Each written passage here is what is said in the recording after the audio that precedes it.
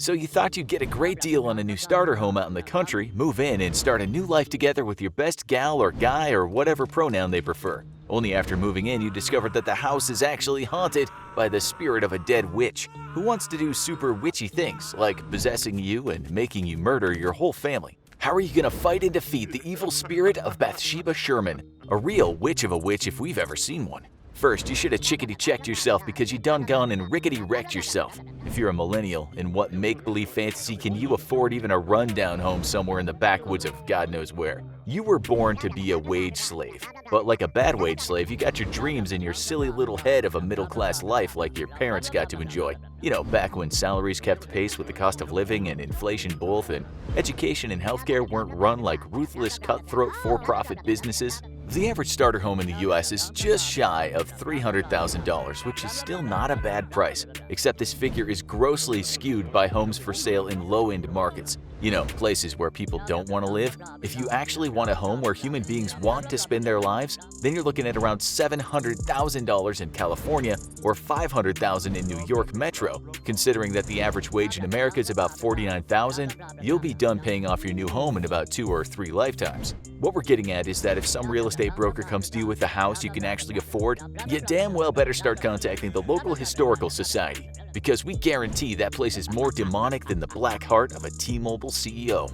In your particular case, a quick trip to a local historian would have revealed that your quaint little country home, selling at half the going rate of any other home, just so happens to be the site of multiple murders and 1 suicide. The killings go all the way back to Bathsheba Sherman, who tried to sacrifice her 1-week-old baby to Satan in order to prove her devotion. Caught in the act, she instead rage quit from life and hung herself from a tree in the front yard, cursing all the noobs that would try to take her land. Since then, a string of mothers would go on to kill their children and themselves, which would have been great information to know before you bought the house. Listen, tacos are delicious, but if someone's offering you a 25-cent taco, you'd probably do a little research to figure out why it's so cheap.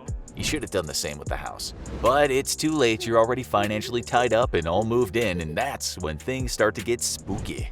First, burn or sell that old furniture. Why would you even want some dead person stuff anyway? That's just creepy in and of itself.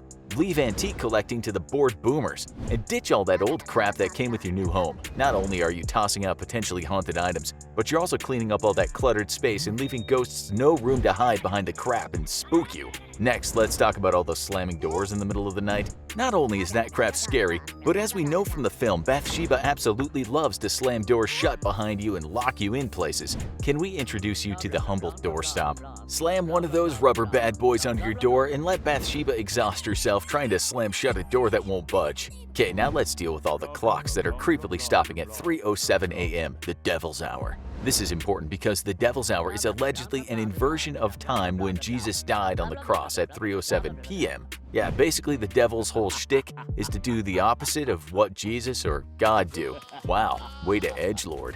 But finding clocks stopped at 3:07 a.m. can be a pretty spooky thing, so just get rid of any old clocks. Replace them with digital clocks, or even better, use your phone. That thing's practically surgically grafted to your millennial hand anyway. It might not seem like a big deal, but controlling the general levels of spookiness is pretty important. Because Bathsheba isn't a ghost, she's a demonic spirit, and there's a big difference. Regular old dumb ghosts basically just do dumb ghost things like making rocking chairs move or staring at you from the foot of your bed while you're sleeping. One will probably do it to you tonight, and you won't even know unless you peep your eyes open to check. Try not to think about that when you shut the lights off and lay in bed tonight. The point is, they scare almost by accident. Demons and demonic spirits, however, scare on purpose because fear means power. The more afraid you are of them, the more powerful they become, which allows them to manifest in even more terrifying ways, which in turn makes you more scared, which makes them more powerful, which allows them to manifest in more terrifying ways, which in turn makes you… Okay, you get it. It's a vicious cycle, and a real witch thing to do. But what do you expect from Bathsheba Sherman? She's a huge witch. So what we're getting at is that the less afraid you are, the less power Bathsheba or any other demon will have over you. Try and make your environment as welcoming and happy as possible. Flood the house with light, paint the walls bright, cheerful colors, and like we said earlier, ditch that retro dead people furniture. Replace that crap with IKEA stuff. Sure, IKEA furniture may be cheap and break often and early, but you have never in your life heard of a haunted IKEA dresser or a haunted IKEA rocking chair. It can help to remind yourself that spirits actually have very little power over you at first. Aside from doing a few spooky things, even the most vile demonic spirit, like for example that of a deceased T-Mobile VP in charge of marketing, can do little else than spook you out when you first run into it. But those spooks can be really unsettling and really ratchet up your fear. So try and keep in mind that Bathsheba can't actually hurt you unless you allow her to by scaring you. Oh sure, getting a door slammed in your face is super creepy, but remind yourself, if Bathsheba wants you dead so badly, then why doesn't that witch just do it? Oh, that's right, because she's a weak little witch that can't do a thing to hurt you. But let's say you made a mistake of ratcheting up the fear, and now people are getting dragged down into the cellar by their legs, floating upside down on the ceiling while tied to a chair, and doors are being supernaturally locked in your face. First, let's take care of that little door problem. Buy a chainsaw. Boom.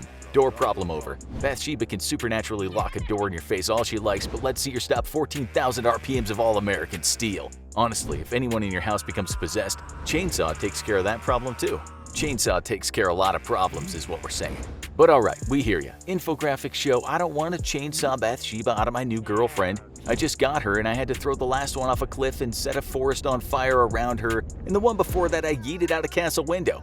Fine, you big baby, let's get your girlfriend unpossessed. Get holy water, you need a lot of it. Evil spirits hate holy water, and while crucifixes are nice to have around the house, we've seen one too many scary movies with them turning upside down and getting thrown across the room like ninja stars. A priest would also be nice, but here's a secret, you can basically do an exorcism yourself if you have faith. Now, you don't have to be a perfect goody two-shoes, but you do have to have honest faith in order to call on God for help. The less faith you have, and the more scared of Bathsheba you become, well, the more difficult this whole thing is gonna be. But a good place to start is to tie your possessed girlfriend down, if you enjoy not getting bit in the face or having your cheek torn off. Here's a neat trick when performing amateur exorcisms. The demon is still physically inside a human body. If Bathsheba starts getting a little too uppity and witchy with her host body, just help her to a rag soaked in ether for a few seconds. Now this isn't the movies, so you're not going to instantly make someone pass out by holding a rag soaked in ether over their nose and mouth, but we guarantee it's going to give Bathsheba's human host body one hell of a chill pill. With Bathsheba successfully subdued, it's time to continue the exorcism and take the opportunity to maybe double up on the restraints. This part can take quite a while, like we told you before, so you better be in for the long haul if you don't have professional help. And if not, well, can we recommend the chainsaw?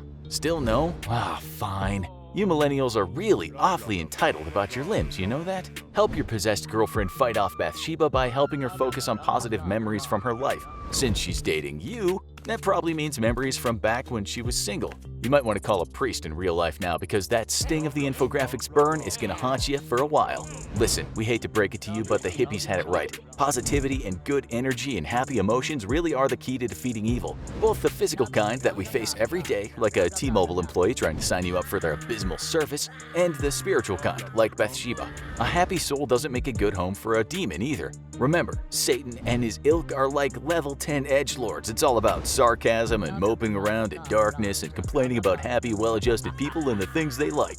You know, literally any YouTube comment section. So fire up those positive vibes, adopt a freaking lifestyle, become insufferable by saying namaste to everyone instead of thank you or you're welcome, and bring the happiness. In no time, you'll be so disgustingly positive that Bathsheba will flee back to hell where she belongs and leave you and your girlfriend alone. And if that doesn't work, may we for a third time suggest the chainsaw? Now, go watch You vs. Valak, the Nun, or click this other video instead.